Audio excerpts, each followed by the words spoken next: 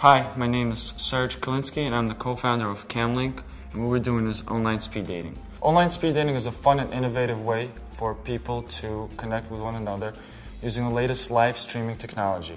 No long profiles, no misleading pictures. Best of all, we provide instant response. Link up at camlink.com.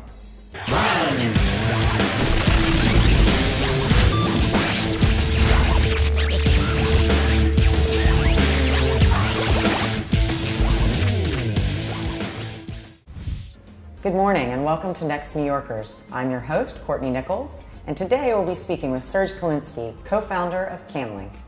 Good morning, Serge. Good morning. Thank you for talking with us.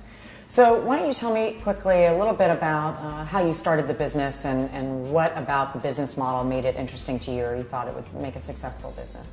Well, originally, like many other singles today, I decided to try an online dating site. It seemed like fun at first, but then I found out that it takes about 2 hours to actually register to an online dating site. And when you say online dating, you mean Match.com? Match.com, JDate, right. eHarmony. To me, it seemed very ineffective and uninteresting. My friend invited me to a speed dating event. So after doing this date, I actually found that first impressions counts a lot. So during the first 30 seconds, I could tell whether I like the person or don't like the person. I went online and tried to find something like this that exists online. And to my surprise, it didn't.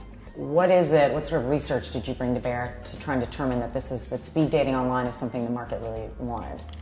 Well, I asked a lot of friends and family members that had gone through this, and were they happy with the online dating?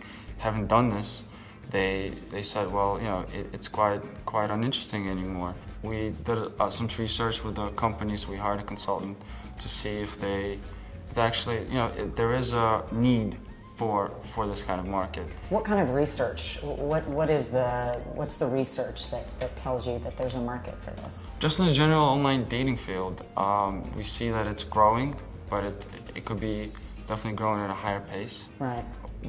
How we see things in the future, it'll be video dating.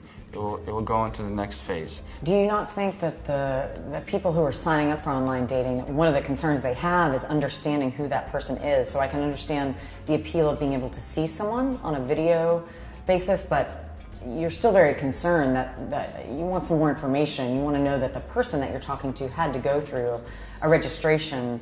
I think people would have a concern about not having to go through that process. Just by speaking to somebody, your inner kind of feeling tells you if they're a good person or not. Mm-hmm. I mean, yes, you could be wrong, but I don't think that's a concern. We want to. The problem at hand is trying to get people together, right. And where they go on from there is kind of away from us. So we talked about the other two competitors that have launched sites. What do you think will make your site different in terms of going to investors and trying to raise money? I'm sure they're going to ask you this question. What is different about your site from those two sites that would make you a good bet? The other companies are still based out of the West Coast. As you know, New York City is the largest singles capital of the world. There's so many singles out here, and single events that we could target, sponsor, to kind of get an outreach for this market. But why would, I mean, again, because it's online, I'm assuming those other sites certainly would be able to tap into the New York market. What, again, is the distinguishing characteristic that would make an investor? Why wouldn't they invest in your competitors? Right now, we're free. We're based solely on advertising. The other competitors, one of the competitors, is based on monetary, meaning you have to pay for a match. Right. The other competitor is to concentrate on social networking more, and anybody can have a speed date. We're more interested in the actual dating, in actual linking, so to say, linking up people together. So when will you launch the site? We will be soft launching our public beta on February 5th. And so what do you worry about? What do you think the biggest risk to the business is? The biggest risk, let's just say, we can't find enough users. The user base is not interested, which I don't think will be the case. And one of the biggest risks is a big company like Match.com Right, trying to, getting into the market. Where are you in terms of your fundraising? How are you paying for the development work today? Well, we're young, but we're self-funded. The four co-founders, we all pitched in, kind of bootstrapped the company. We plan to go for VC funding right after the launch. And have you ever gone through this process before of raising money from the investment community, venture capital, or angels? You mean this project or previously? Have you ever been through the process of No, we haven't. It's totally new. It's been a great ride. We've learned so much throughout these couple of months. Why are you going for venture capital money, given that they usually have? They're usually looking at companies that are farther along, that are looking to raise more money. Anywhere from 3 to 10 million, depending on the company, versus angels, who are typically who young companies go to get that first round of seed funding.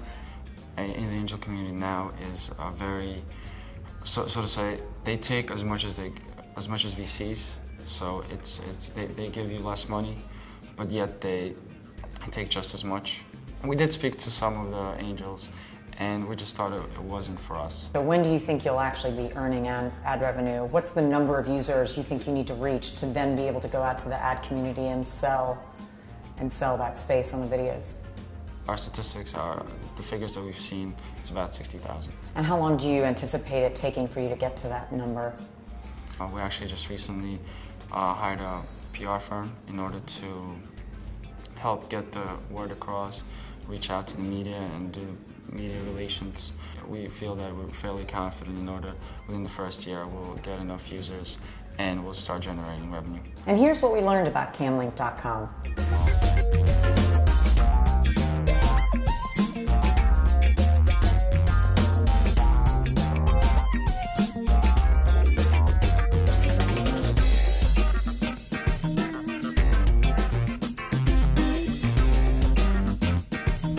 Thank you, Serge. And today we are with Serge Kalinskiy, co-founder of camlink.com.